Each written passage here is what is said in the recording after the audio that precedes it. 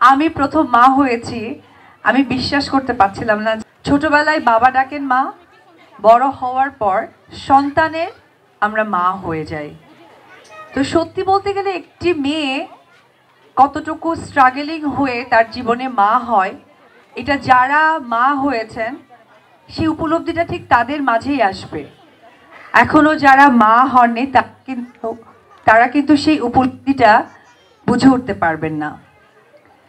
এই অনুভূতিটা এমন একটা অনুভূতি, এটা আসলে প্রকাশ করার মতো নয়, এটা একটা অনুভূতি, শুধু একটা রিয়েলাইজ করা।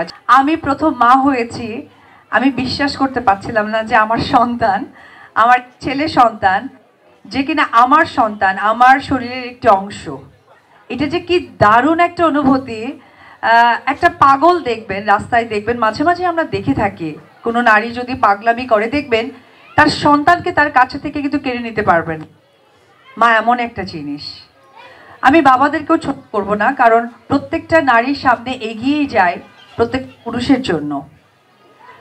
আমি আজকে অপু বিশ্বাস, অবশ্যই সেখানেও একজন পুরুষের কিন্তু অবশ্যই একটা সান্নিধ্য, ভালোবাসা, দোয়া এটা আছে। এবং এখানে যে নারীরা কাজ করছেন, আমার মনে হয় তারাও কিন্তু একটি পুরুষের সাপোর্টটা পায়। যেমন আমার ডানে একরা আপু, বায়ে ভাইয়া, সে সাপোর্টটা কিন্তু তাকে করেন। আমি দেখছি স্টেজে যে তাকে কতটা সাপোর্ট দিচ্ছে। কিছু নারীও কিন্তু অবহেলিত হয় ঠিক ওই পুরুষের কাছেই।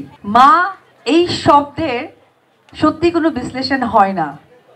আমরা অভিনয় করি, যখন সিনে কখনো মা বলতে হয়, এই ডায়লগ ডেলিভারিটা দেওয়ার আসলে ভাষা খুঁজে পায় না, ইমোশন খুঁজে পায় না। সো মা এমন একটি শব্দ, খুব ছোট্ট একটা শব্দ, বাট এমন একটি শব্দ বিশাল, যে জীবন ভীষণ ছোট কিন্তু কাজ করতে হবে প্রচুর, যে কাজের মধ্য দিয়ে বেঁচে থাকবো পৃথিবীর মানুষের কাছে।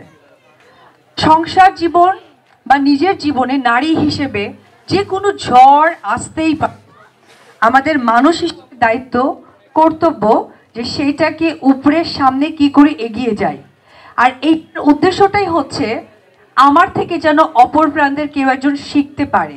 কোনো একটি নারী তার সংসার জীবন, প্রেমিক জীবনে বিতাড়িত হয়েছে, একটাই পথ বেছে নেয়, হয়তো সুইসাইড, হয়তো বা জীবনটাকে ডিস্ট্রয় করে ফেলে কোনো না কোনোভাবে। এই জিনিস থেকে আমাদের প্রত্যেকটা নারীকে বের হয়ে আসতে হবে। এখন আমাদের যুগ উন্নত যুগ হয়ে গেছে। আমরা সো লাকি যে আমরা একটা সুন্দর যুগে বসবাস করার উপরওয়ালা আমাদের সেই শক্তি ক্ষমতা দিয়েছে। অর্থাৎ এই যে এখানে যারা বিজনেস করছেন তারা সকলেই নারী উদ্যোক্তা, এবং তারা কিন্তু অনলাইন বিজনেস করে। তো আলহামদুলিল্লাহ, উপরওয়ালার কাছে আমরা শত কোটি শুকরিয়া করি যে আমরা অনেক বেশি স্ট্রং। এই যুগে আমাদের জন্ম হয়েছে, যেখানে আমাদের মা খালারা কিন্তু সেই যুগটা উপভোগ করতে পারেনি। তো আজকে থেকে প্রত্যেকটা নারীর, আমি একজন নারী, আমি অপু বিশ্বাসের পরেও আমি একজন মা, প্রত্যেকটা মা এবং নারীকে এটুকুই বলতে চাই, আমরা হারি না, হারতে দিই না, হারতে শেখাই না, এবং হারবো না।